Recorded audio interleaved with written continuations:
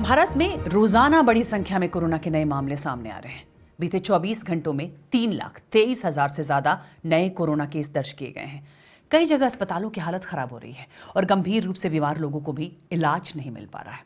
लेकिन विशेषज्ञों के मुताबिक अब भी ये दूसरी लहर का पीक नहीं है और मई में जब पीक आएगा तो संक्रमण की संख्या में और बढ़ोतरी होगी। भारत के अस्पतालों का क्या हाल है, इसकी एक वानगी आप देखेंगे बीबीसी की रिपोर्ट में, जिसमें दिल्ली के एक अस्पताल के आईसीयू की डरावनी तस्वीरें हैं। इसके अलावा कोरोना संक्रमण की दूसरी लहर पर विशेषज्ञों की क्या है राय, इन सब की चर्चा आज कवर स्टोरी में।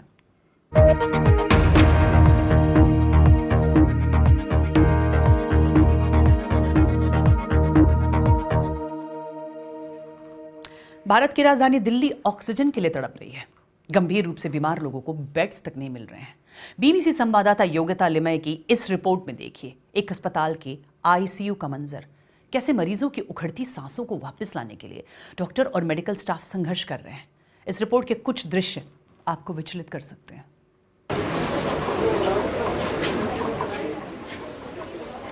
ये फ्रंटलाइन मेडिकल वर्कर्स एक अस्पताल के इमरजेंसी रूम में कोरोना मरीजों को बचाने की कोशिश में लगे हैं।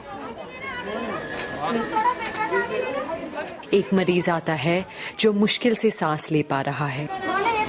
उसे ठीक से सांस आए इसलिए नर्सेस उसके उपचार में लग जाते हैं। पर थोड़ी देर बाद एक और मरीज वहां लाया जाता है जिसकी हालत और ज्यादा खराब है। मंजुषा मैथ्यू भागकर उसकी मदद करने आती है। मंजुषा जैसे कई लोग अपना सब कुछ दांव पर लगाकर मरीजों की मदद कर रहे हैं, पर इस शख्स को बचाया नहीं जा सका। बेड की कमी के कारण मरीजों को स्ट्रेचर, व्हीलचेयर पर रखा जा रहा है। पर कोरोना वायरस के इस जंग का सबसे पहला हथियार है ऑक्सीजन, जो लगभग खत्म हो गई है। इस वक्त ऑक्सीजन की सिर्फ 1 घंटे की सप्लाई ही बची है। अस्पताल के स्टाफ को पता है कि इससे कितने लोगों की जान को खतरा हो सकता है। यहाँ के टीचर कौन है? लोगों को वापस भेजा जा रहा है। वो नहीं जानते कि उन्हें बेड और ऑक्सीजन अब कहाँ मिलेगी। मनोरा बीबी को अस्पताल में कुछ ही पलों के लिए रखा गया ताकि उनकी हालत स्थिर हो जाए। एम्स में लेके गया था, सीधे मना कर दिया कि ऑक्सीजन नहीं है, बेड खाली नहीं है। तो हम लोग गरीब आदमी कहाँ चले। पर इस अस्पताल की हालत इतनी खराब है कि उन्हें यहाँ से जाना पड़ा।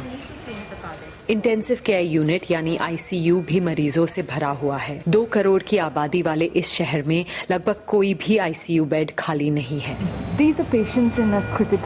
इन पेशेंट को क्रिटिकल केयर की जरूरत है। लेकिन फिलहाल भारत में ये परिस्थिति है कि जो लोग आईसीयू तक पहुंचे हैं उन्होंने कोविड के खिलाफ अपनी जंग के पहले मोर्चे को तो जीत ही लिया है। अपने मरीजों की देखरेख के साथ साथ डॉक्टर्स फोन पर अपनी स्थिति से अधिकारियों को अवगत करा रहे हैं।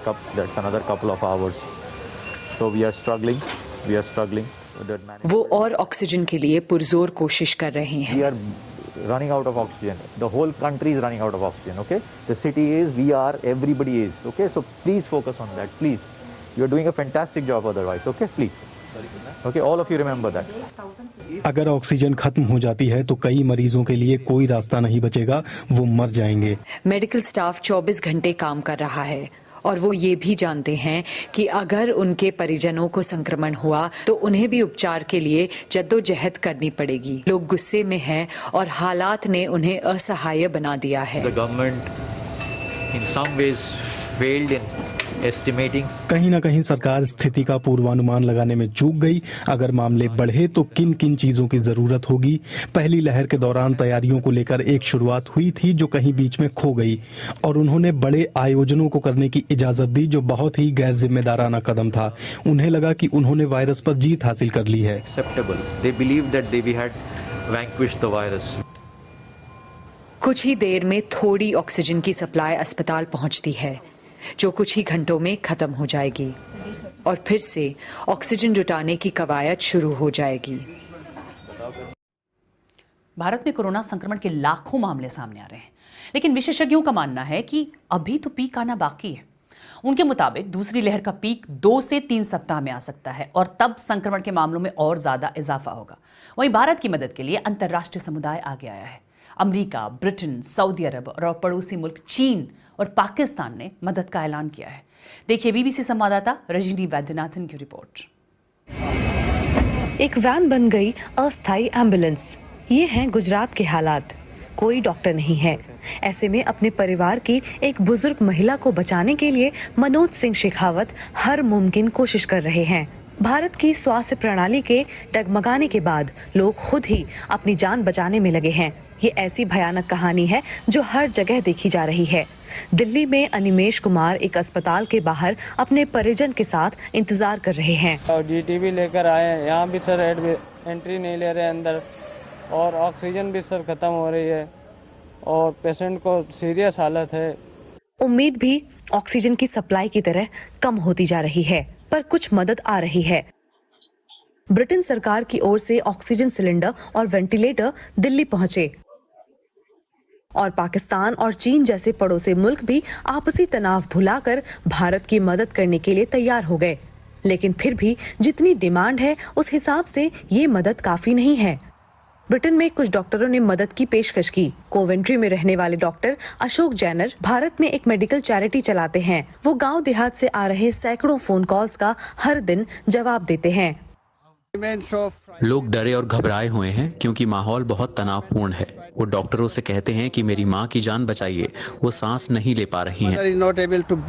स्वास्थ्य विशेषज्ञ मानते हैं कि पीक कुछ हफ्ते दूर है। उन्हें डर है कि मामले 3 गुना हो सकते हैं। लोगों को बहुत कुछ झेलना पड़ रहा है और मुझे लगता है कि कई परिवार शोकाकुल हैं क्योंकि वहाँ किसी न किसी की मौत कोविड की वजह से हुई है। ये स्थिति आने वाले 3 से 4 सप्ताह तक रहेगी, जिसके बाद पीक आएगा।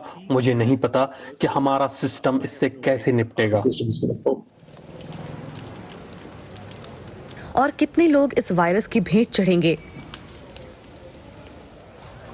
क्या इन्हें मरने से बचाने के लिए वक्त रहते और कदम उठाए जा सकते थे? इन सवालों का जवाब भला कौन देगा? इस बीच भारत के हालात देखते हुए दूसरे देशों का भारत पर ट्रैवल बैन लगाना जारी है। ब्रिटेन, कनाडा, न्यूजीलैंड और यूएई के बाद आज ऑस्ट्रेलिया ने भी भारत पर ट्रैवल बैन लगा दिया। ऑस्ट्रेलिया के प्रधानमंत्री स्कॉट मॉरिसन ने कहा कि भारत से सभी सीधी यात्रा वाली उड़ानों को 3 हफ्ते के लिए रोका गया है।